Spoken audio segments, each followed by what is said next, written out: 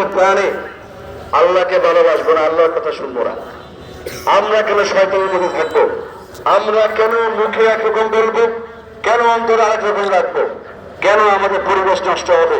কেন আমাদের মানুষের হক নষ্ট হবে? কেন আমরা মানুষের যে পাওনা দাওনা দিব না?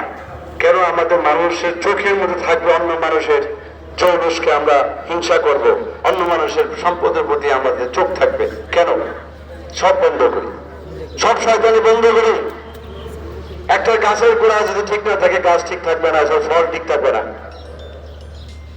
আমি আপনাদের কথা দিচ্ছি, আমি আপনাদের যেহেতু এই লোক আমাকে বানাইছেন, আমি চেষ্টা করে যাচ্ছি, আমি আল্লাহকে সাক্ষী করে বলছি যে আমার ভিতরে কোনো শয়তানি কখনো ছিল না, থাকবে না ইনশাআল্লাহ।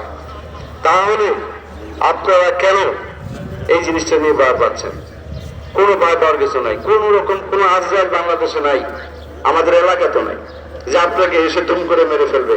আপনি সত্যের দিকে থাকেন, সত্যের দিকে চান, চিন্তা করেন কিভাবে মানুষকে উপকার করা যায়, কিভাবে চিন্তা করেন যে এলাকাবাসী একসঙ্গে থাকা যায়, ছোট বড়, গরিব বড় লোক, যতই লোক। আরে ভাই, অহংকার করে লাভ নাই, মাটির নিচে যেতে হবে, আমাদের মাটির নিচে যেতে হবে। যত বড় লোকই হন, ওই মাটির নিচে আপনার জায়গা, তার বাইরে না। আমরা পাপ করা থেকে বিরত থাকি, আল্লাহকে স্মরণ করি, আল্লাহর প্রতিটা জিনিস চেষ্টা করি আমরা মেনে রাখার। আমরা এত বেশি কোনো কষ্টকর কারো কাজ নাই। ইসলাম এমন একটা শান্তির ধর্ম, সেখানে সবচাইতে কম সময় দিয়ে আল্লাহকে পাওয়া যায়।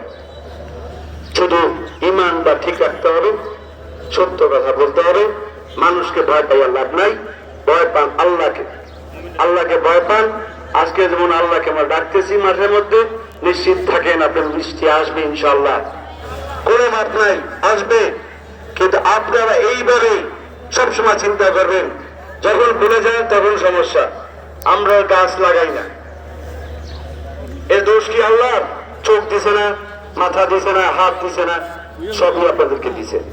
কিন্তু আপনারা কি করেন? গাছ কেটে ফেলান, গাছ রাখেন না। ছাদের মধ্যে গাছ লাগাইতে পারেন, শাকসবজি লাগাইতে পারেন, হাইজেনিক অনেক কিছু খাইতে পারেন, করবেন না তো আপনারা? কেন করেন না আপনারা? একটু জায়গা দিয়ে আপনারা তো গাছ গাছরা লাগাইতে পারেন। আমাদের মাননীয় প্রধানমন্ত্রী শেখ হাসিনা বলেছেন 1 ইঞ্চি জায়গা যেন থাকে না থাকে। কেন বলেছেন? পরিবেশ চেঞ্জ হয়ে যাচ্ছে। আজকে দেখেন মিডল ইস্টের অবস্থা, জীবনে কোনোদিনের এত বড় বন্যা দেখেছেন? সেই বন্যা ওখানে আছে, ওখানে পয় নিষ্কাশনের ব্যবস্থা খারাপ, সোয়ারেজের ব্যবস্থা খারাপ, তারা সোয়ারেজ রাখে না, কারণ বৃষ্টি হয় না। আর আজকে সেখানে হাজার হাজার গাড়ি আপনার নদীর মধ্যে, সাগরের মধ্যে চলে গেছে, পানিতে ভেসে নিয়ে গেছে। আমি 48 ঘন্টা আটকাই ছিলাম সেই মিডল ইস্টে, এয়ারপোর্টে ছিলাম আমি। দেখুন, আপনারা চেষ্টা করুন। আমাকে বলবো না যে আমি একেবারে 100% পারফেক্ট, কিন্তু আমারও যদি কোনো জায়গায় ভুল থাকে, আমি অনুরোধ করবো আপনারা যেন আমাকে সেই শুধরাইয়া দেন। কারণ মানুষ কে বড় কে ছোট সেটা বড় কথা না। জ্ঞান একটা জায়গায় রাখবে যে কেউ কখনো পারফেক্ট না।